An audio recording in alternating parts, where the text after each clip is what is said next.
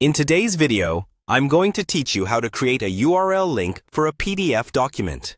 We'll walk through this in a simple, clear way so that by the end, you'll have a clickable web link you can share with anyone, and when they click it, your PDF will open right in their browser or be ready to download. To start, make sure you know exactly where your PDF is stored on your computer. It's a good idea to give the file a clear, simple name with no special characters, so it's easy to recognize later.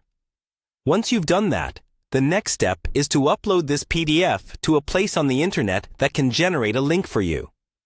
One of the easiest options is to use a cloud storage service, such as Google Drive, OneDrive, Dropbox, or a similar platform you're already comfortable with.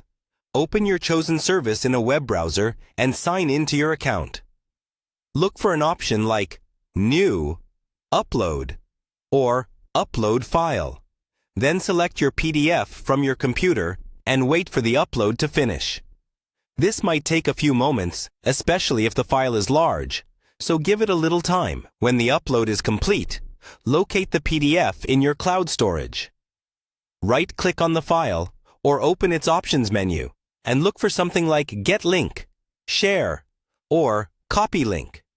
This is the feature that will create the URL for your PDF. Before you copy the link, double-check the sharing or permission settings. If you want anyone with the link to be able to view the PDF, change the access from private or restricted to anyone with the link can view. Avoid giving edit access unless you specifically want others to change the document. Once your permissions look right, go ahead and copy the link. You now have a URL that points directly to your PDF. You can paste this link into an email, a message, a document, or on a website. When someone clicks it, they'll be taken straight to your PDF. If you'd like a cleaner or shorter link, you can paste this URL into a link shortener service to make it easier to share and remember. Just be careful not to expose any confidential documents. Only upload and share PDFs that you're comfortable making available through a link. And that's it.